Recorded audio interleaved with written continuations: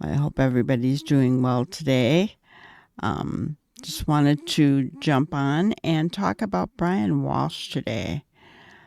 For those of you who may not know him, um, he is the husband of Anna Walsh, who was allegedly unalived, last seen on January 1st of 2023. So I wanted to just kind of go over that again because he was just recently in court. But because it's been a while, I thought I'd just go through the whole story again about Brian and Anna, their three children, kind of do the background story on it, right? So I have something that I'm going to show you while I'm talking about it. So Anna actually was a Serbian American real estate executive, and her employer reported her missing on January 4th. And then separately, her husband did afterwards. She lived in Cohasset, Massachusetts, and Washington, D.C. Her work was in D.C., and her home with Brian was in Cohasset.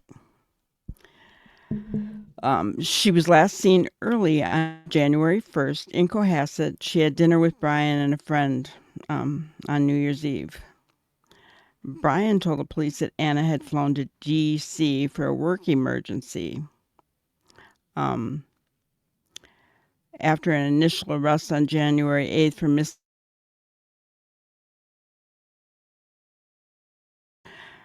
Brian was then charged on January 18th with unaliving and disinterring a body without authority, to which he pleaded not guilty. Prosecutors allege that he harmed her and dismembered and disposed of her remains. Now, a little background of Anna. She was born in Belgrade, Serbia, Yugoslavia in 1983. She was raised in Belgrade, where she attended the 5th Belgrade Gymnasium and obtained a bachelor's in French language and literature from the University of Belgrade. She emigrated to the United States in 2005, eventually becoming a dual citizen. She found work in the hospitality industry, including at the Inn at Little Washington, according to Boston 25 News. She is thought to have met Brian Walsh during her 2 years working at the Wheatley Hotel in Lenox, Massachusetts. She and Brian married in 2016, and she took his surname. They subsequently had 3 sons, who at the time of her disappearance were ages 2, 4, and 6. So after working they'd be 2 years older now, so it'd be 4, 6, and 8. So after working at several more hotels, Anna Walsh became a regional general manager at the real estate company Tishman Speyer in February 2022, splitting her time between her home with Brian in Cohasset and a residence in Washington, D.C., where she worked. In 2021, Brian pleaded guilty in federal court on 3 charges of fraud relating to selling counterfeit Andy Warhol works. At the time of Anna's disappearance, he was on house arrest awaiting sentencing. So there's a couple of things about Brian that really just don't add up. His father had passed away, and he was alleged to have torn apart the estate, taken things. I don't know. That was also another big deal. So a lot going on in this case, and a lot of it just reminds me of the Brad Simpson case, guys. So did Brad know about this case? I don't know. It's just very, very, very strange. Um, when you think of what he did. Um, so, kind of looking at the timeline, um, December 27th, Brian did a Google search, um, supposedly wanting to know the best dates to divorce. Okay. On January 1st was the last time that Anna was seen alive. It was about 1:30 a.m. by their family friend Jim Mutlu, according to the probable cause affidavit for Brian Walsh's arrest. Mutlu left the Walsh's New Year's party at their Cohasset home around that time, the affidavit says. Um, and then on January 1st started Brian Walsh's alleged internet searches. So I kind of wanted to go over those with you, and then we'll get back to the timeline. Sorry, guys, that must not have looped, huh? Okay. Um, so I'm going to share my screen because we are going to go over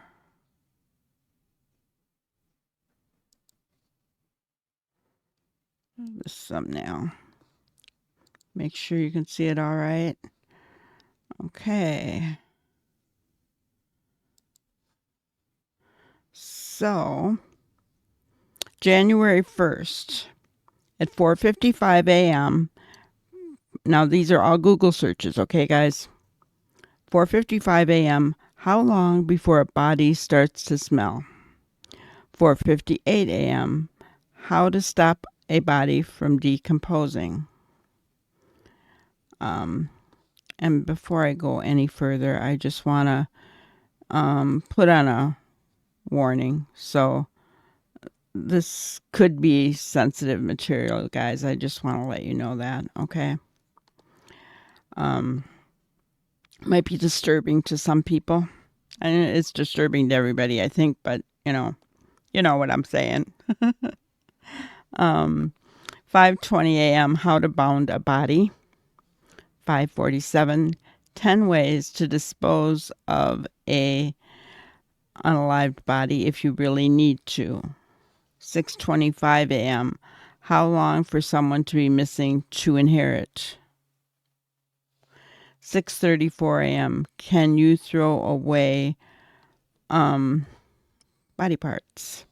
9:29 a.m. What does formaldehyde do? 9:34 a.m. How long does DNA last? 9:59 a.m. Can identification be made on partial remains? 11:34 a.m. Dismemberment and the best ways to dispose of a body. 11:44 a.m. How to clean blood from a wooden floor. 11:56 a.m. Luminol to detect blood. 1:08 p.m. What happens when you put body parts in ammonia? 1:21 p.m. Is it better to throw crime scene clothes away or wash them? January 2nd, 12:45 p.m. Hacksaw, best tool to dismember. 1:10 p.m. Can you be charged with murder? Can you be charged with unaliving without a body?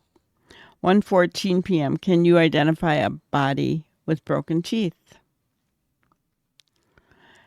January 3rd, 1:02 p.m. What happens to hair on a dead body? 1:13 p.m.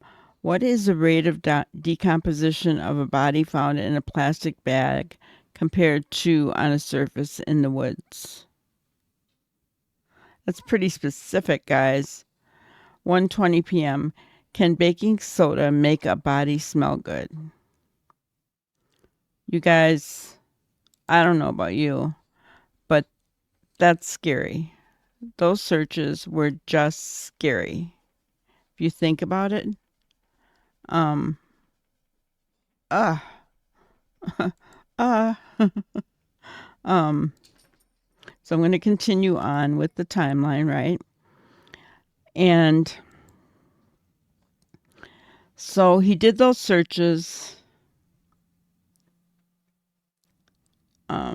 And then on the 4th, Anna Walsh's employer, Tishman Speyer, reports her missing. Initially, police said her disappearance wasn't suspicious. There was no evidence of foul play, and her husband was cooperating. That changed by the end of the week. January 6th and 7th, Cohasset police teamed up with outside agencies, including the Massachusetts State Police, to search a wooded area near the Walsh's home and several other locations on Friday and Saturday. A task force reviewed surveillance footage to verify Brian Walsh's whereabouts, which didn't check out. And my whole question is, he was supposed to be on an ankle monitor. Investigators were seen going through the Walsh's family pool and searched closer to the house on Saturday, but police didn't provide an official update about what or if anything was found. Before Saturday's searches began, Cohasset Police Chief William Quigley told Fox and Friends Weekend, "Every hour we're getting more concerned for her well-being. We have more questions than answers." Okay. On January 6th, a 2-alarm fire broke out at their former home, which was on Jerusalem Road in Cohasset. I don't know why they consider this relevant to the case, but in several different articles it's mentioned. And the fire wasn't arson or anything like that, so I don't know why they consider this. All 4 occupants did get out safely that were in the house. I don't know why they consider that part of the case. It just was their old home. So I don't know if there was, how social media can get, oh, what happened? I don't know. But they've made that kind of part of the timeline, and I just find that kind of weird. January 8th, Brian Walsh was arrested and charged with misleading an investigation because he was saying he was somewhere and he wasn't. January 9th, he was arraigned when he pleaded not guilty. Prosecutors said during the arraignment that investigators found blood in the basement as well as a broken knife. January 9th and 10th, investigators reportedly found trash bags with blood, a hatchet, and a hacksaw in a Peabody trash transfer station, which is about 40 miles north of the Walsh's home. Search activity conducted north of Boston resulted in a number of items being collected, which will now be subject to processing and testing to determine if they are of evidentiary value to this investigation, the release says.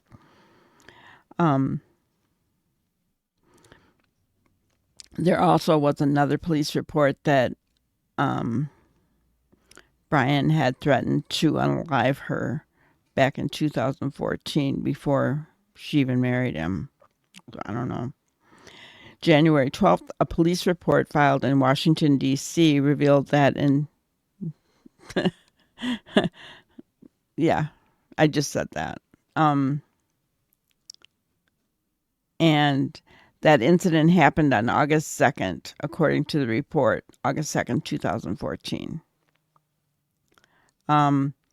Metropolitan Police said the case was closed because Anna refused to cooperate. And guys, that's what happens with DV. That's why for many years the police, and I think probably even yet to this day, police still don't want to get involved because spouses that are the victims of DV are afraid to stand up. They're afraid of what's going to happen. Or they will believe the spouse that is doing the harm. They will believe them because generally those spouses will cry and plead, "I'll never do it again. I'll never do it again. I promise I'll never do it again." So then they end up not pressing charges, and that's got to be frustrating for police. I understand that. But still somebody has to stand up for these victims, right? Whether they whether they understand that they need the help or not. On January 13th, a Cohasset police log in the days after Anna's disappearance raised questions about when she vanished and when it was reported. The log said police received a call for a well-being check January 4th, 2023 for Anna, and the caller said he's the head security person for the company Party works for, Tishman Speyer. The caller noted company has contacted her husband. He has not filed a missing person report. So that kind of shed some light on, the case. Brian Walsh's attorney, Tracy Miner, previously said in court, though, that her client contacted the company about Anna missing, directly contradicting what the Tishman Speyer representative told police. Personally, I don't believe that. On January 13th, Quincy District Court also revealed that search warrants were executed a day earlier in the investigation, but they were sealed with no other information available. January 17th, the Norfolk District Attorney's Office said on Tuesday that Brian Walsh was being charged with unaliving Anna Walsh. Authorities have not provided any new details on the unaliving charge or the whereabouts of Anna Walsh, whose remains have yet to be found. January 18th, Brian Walsh was arrested on charges of murder and improper transport of a body in Quincy District Court Wednesday morning. A not guilty plea was entered on his behalf.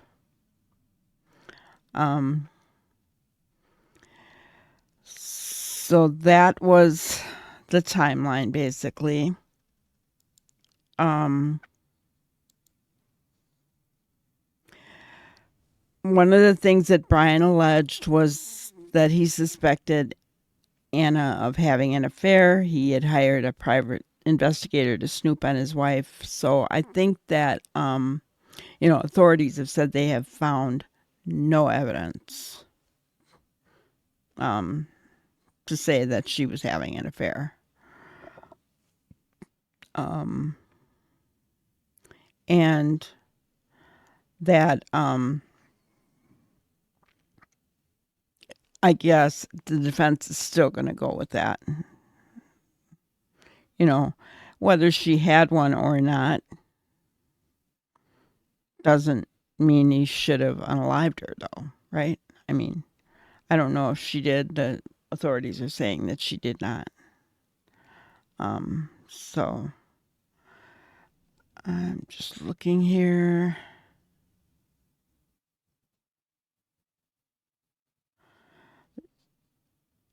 And Brian never brought up, or his private investigator never brought up who she was supposedly having an affair with. So he has been in jail. Their children, their 3 children, have been put into the state. They've been given over to the state child protection services. So, I've tried to find something on that, and there's really no information other than that's where they are. And, for protection, they're not saying. So, and I know that her family, her mother, she only had a mother, and she's back in Serbia, right? So, and she's elderly and has some health issues. The children were first given to Brian's mom, but then taken from her by the state. So I don't, and her friends, Anna's friends, were wanting the kids to stay together because they just, like they mentioned, they said, you imagine what those kids have seen, and they wanted to make sure that those kids were able to stay together, but we don't know if they have been. We don't have any idea. So some of the other than the Google searches that were horrendous, the finding of the knife, bloody towels. The state said that Walsh also purchased $450 of cleaning supplies from a Home Depot store, including mops, buckets, tarps, and various kinds of tape. Guys, what does that remind you of? The Brad Simpson case. The other thing was he was seen driving around and putting bags and things into different dumpsters. I'm just, I'm just floored because a lot of it is the same as the Brad Simpson case, right? Um, and let's see.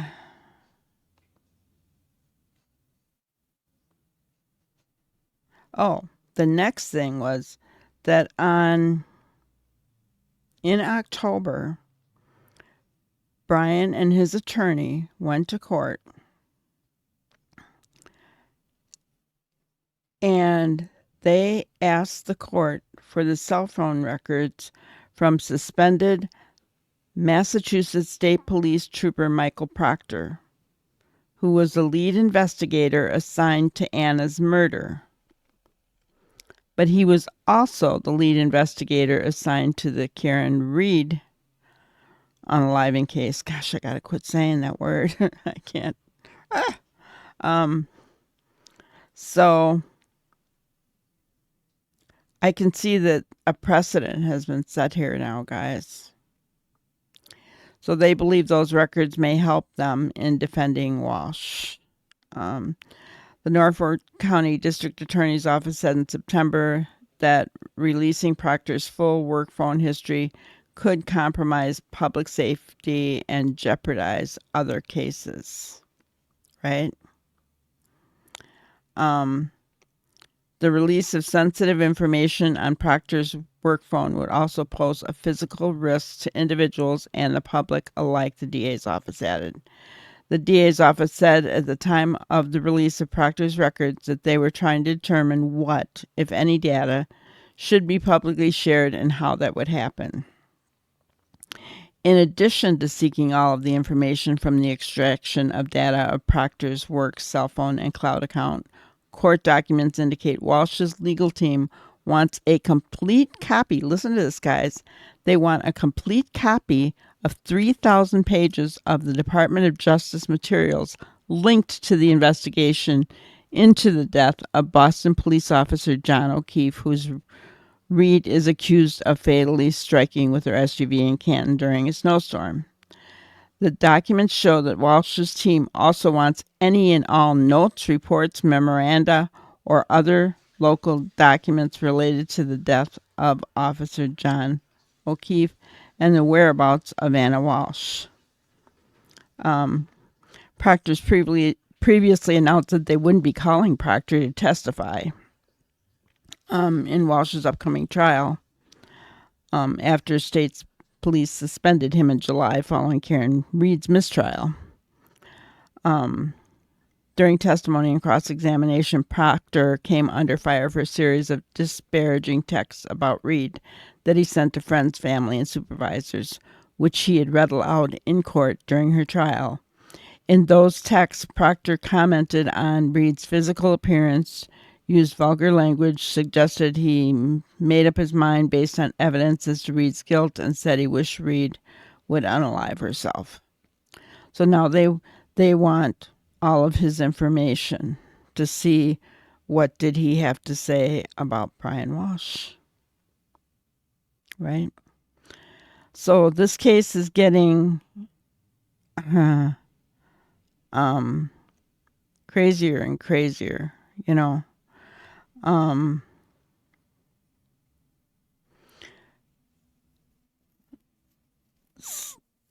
So then the next thing I just kind of wanted to show you was, I'm going to share my screen with you.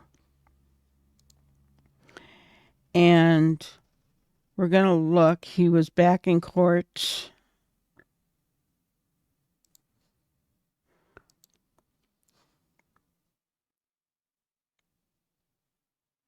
And his new trial has been set for October 5th. Okay. But we're just going to listen to what they had to say and watch what was going on. It was a discovery hearing. Good afternoon to the floors and good afternoon to the defendant.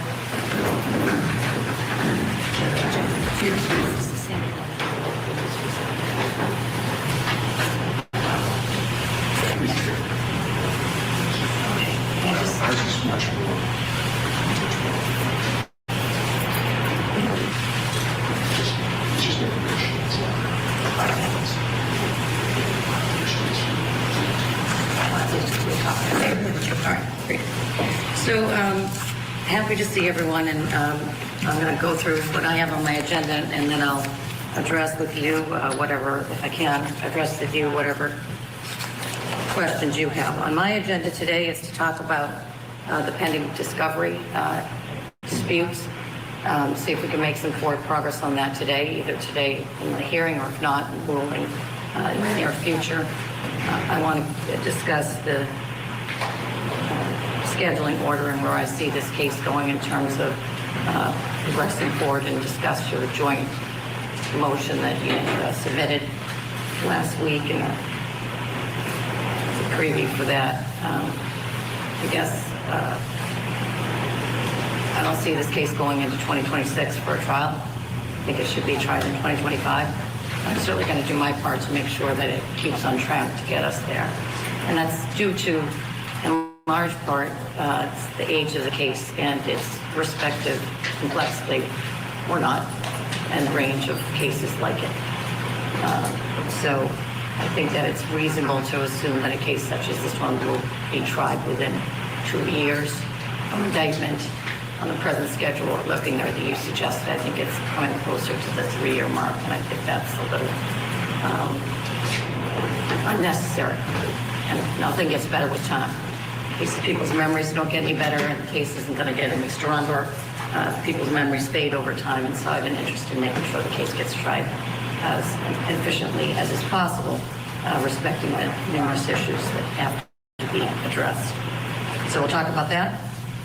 And then I think attenuate to the motions that have been filed, we're going to need another date, or perhaps need another date on the Rule 17 motions, which I appreciate the defense filed to come up, I assume, based on your earlier pleadings, and third parties may be filing objections to those, so we'll get that on the calendar.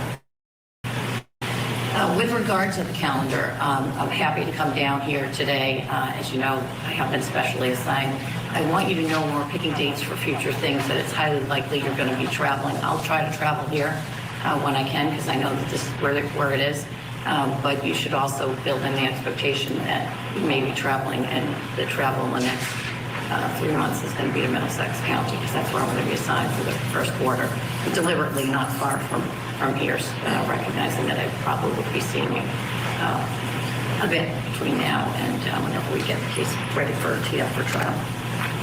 So let me say that, just so that you sort of have an idea of what my knowledge base is, and I've gone back and tried to listen to a number of the hearings on the case, most notably, I guess most importantly, your last hearing before Judge Cannoni, when this issue with regard to, I think as Attorney Tipton said, it was an exhaustive or extensive discovery request came up, and you all thought that you could make some headway, and you did make some headway, although there's some disputes that still linger.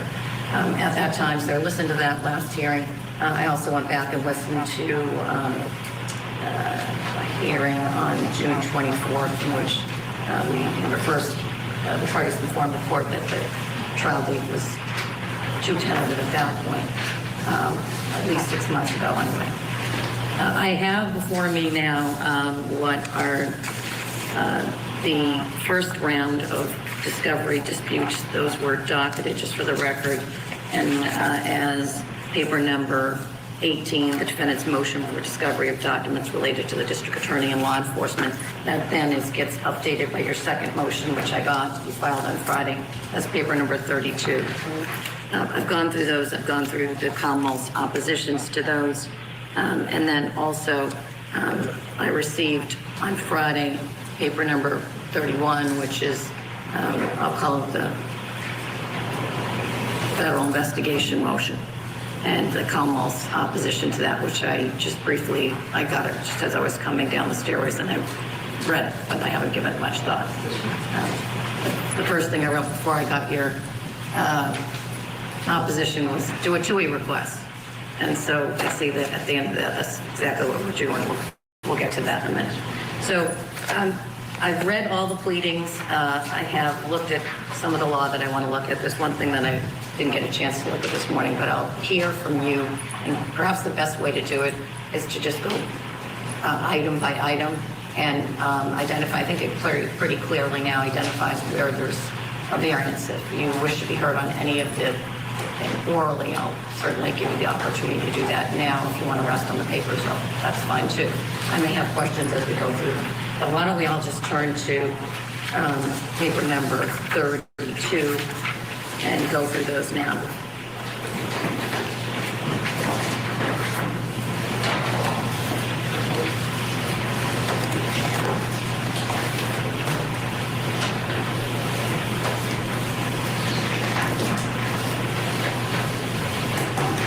Would you like to start? Sure. I think by and large, I'll just rely on this plea that we filed after the Commonwealth.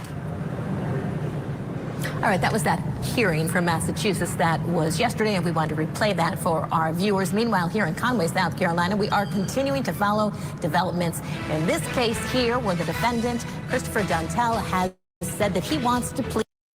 Okay. So there you have it. He was in court. His trial will not be until October of 2025. So, you know, that's kind of scary thought. I guess it's only 2 years if you think about it, but still, it does sound like they've got a lot of definitive DNA evidence against Brian, even though he is claiming not guilty, you know. And now it sounds like, I mean, to me, it sounds like they're grasping for straws. The defense is trying to get all that evidence from the lead prosecutor in the case, or the lead detective in the case. And so, you know, Karen Reed got a mistrial because of it. I really, you know, I don't know.